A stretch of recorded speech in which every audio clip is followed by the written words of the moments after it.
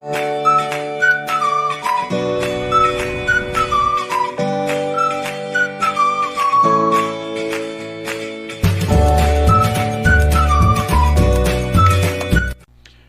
alunos. Eu me chamo professor Josivânio Barbosa Araújo.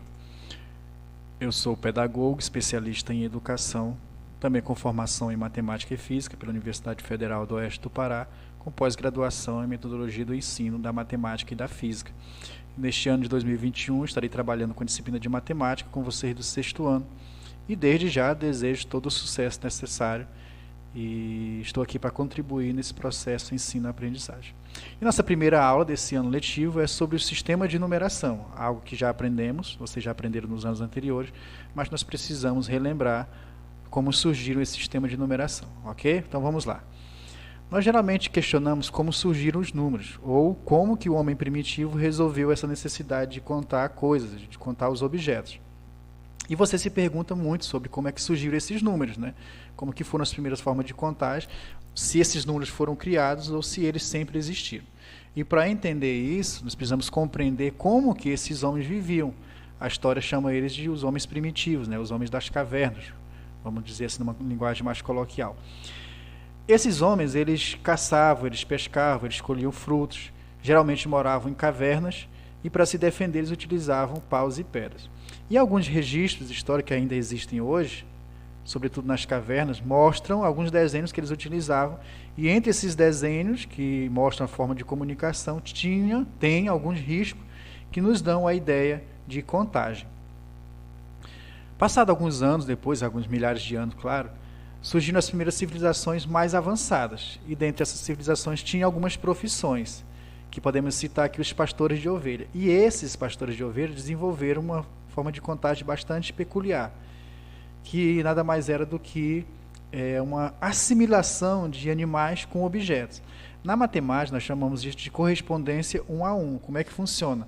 Eles assimilavam, né, um animal com uma pedra. Assim, eles teriam o controle de quantos animais eles tinham. A outra forma que eles utilizavam também era riscos em árvores. Né, eles pegavam uma corda e faziam nós, ou faziam riscos em pedaços de pau e de ossos, que inclusive lá no século XVIII, na Inglaterra, foram encontrados alguns desses resquícios, e que dão a ideia de correspondência de unidade a unidade, que inclusive ainda é utilizado.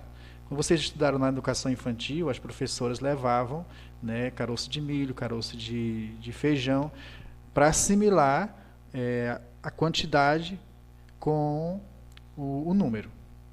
Pois bem, mas o nosso primeiro sistema de numeração criado é o sistema de numeração egípcio, que eles utilizavam símbolos para representar números. Esse sistema surgiu no Egito, que é um país do norte da África, que faz fronteira com o Oriente Médio. E o sistema deles era bastante interessante. Por exemplo, o número 1 era representado por um bastão, o número 2 por 2 bastões, e eles faziam esse uso até o número 9. Quando mudava de grupamento, acrescentavam um novo símbolo. Nesse caso, para representar o 10, utilizavam o calcanhar. E com esses dois símbolos, eles podiam formar tanto do 1 até o 99. E quando chegasse no 100, já utilizavam um novo símbolo. Essas são a listagem dos símbolos que eles utilizavam. O bastão, como eu falei, o calcanhar, o rolo de corda, que já valia 100, a flor de lótus, o dedo apontando, o peixe, o homem ajoelhado, que nesse caso que era o limite deles, que era 1 milhão. Agora imaginem quantos símbolos eles tinham que utilizar para escrever números bem grandes. Vamos dar um exemplo. 1.999.998. Quantos objetos eles tinham que utilizar? Bem difícil, né? Mas era a forma que eles contavam. Algum tempo depois surgiu o sistema de numeração romano, que foi criado pelos habitantes de Roma, né, do Império Romano, que hoje é a Itália, que se expandiu por toda a Europa e também pela Ásia e Oriente Médio. Ainda hoje nós encontramos esses algarismos romanos, né? Nas inscrições dos séculos, lá nos capítulos de constituições, nos nomes dos reis, no nome dos papas. Inclusive alguns relógios ainda fazem uso desses símbolos, que nada mais é do que esses que estão na tela aí. São esses 7 símbolos, o I, o V, o X, o L, o C, o D, o M. Iria do 1 até o 1000. E o que era interessante é que ao invés de eles repetir, como os egípcios faziam, até nove símbolos, eles faziam a ideia de adição e de subtração para representar esse número. Como no exemplo aí, esses 4 exemplos, eu vou citar um, por exemplo, o 7. Eles não repetiam 7 vezes, eles colocariam a adição do V, que era o 5, mais o 2i. 5 mais 1, 7. E para representar, por exemplo, o 4, 9 ou 40, eles utilizavam a subtração. Olha o 4, como é que eles faziam. Colocavam o i antes do v e ficava uma subtração, 5 menos 1. Ok? Da mesma forma, o i e o x, que seria o 10 menos 1, que representaria o 9. O nosso sistema de numeração, que é o que nós utilizamos hoje, é o indo-arábico. E ele surgiu às margens do vale do rio Hindu, que hoje é o Paquistão, que é um país que fica na Ásia, que faz fronteira com a Índia e com o Afeganistão. Então, por que então esse sistema se chama indo-arábico? Como sugere o nome, é porque ele foi criado por esses dois povos. Foi criado pelos hindus, né, que são os indianos, e posteriormente foi aperfeiçoado pelos árabes.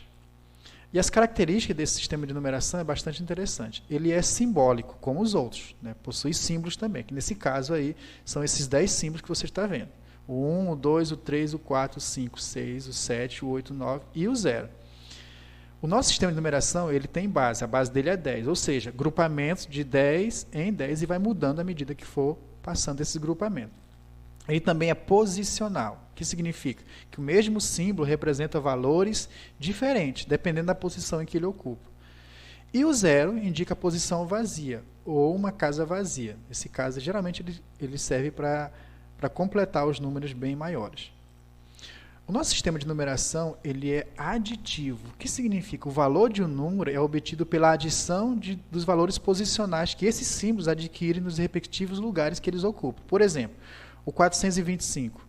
Ele é uma adição do 400 mais o 20 mais o 5, dando aquela ideia de centena, dezena e unidade, que é o que nós vamos ver a representação daqui a pouco. Nós chamamos também isso na matemática de fatoração. O grande avanço do sistema indo-arábico é que com esses 10 símbolos, você pode escrever quantos números você quiser, quantos você achar necessário. Ele é multiplicativo. O que significa isso? Que o mesmo algarismo ele tem valores diferentes. Olha esse exemplo do 333. Esse 3 tem valores diferentes. Ele vale 100, no caso, 3 vezes 100, 300, 3 vezes 10, 30, e 1 vezes 3, que é 3. Ou seja, unidade, dezena e centena. Esses grupamentos recebem nomes especiais. Por exemplo, o 1 representa as unidades simples. O 10 representa o grupamento das dezenas. O 100 das centenas e o 1000 a unidade de milhar, que você vai observar melhor nesse quadro que eu estou fazendo. Esse quadro é dividido entre ordens e classes. Você pode colocar qualquer número e você vai descobrir qual é a ordem e qual é a classe que ele pertence. Tá bom? Eu espero ter contribuído e que vocês já alcancem êxito. Essa é a nossa primeira aula. Até a próxima e nós vamos aprofundar um pouco mais sobre esses assuntos, tá bom? Até mais.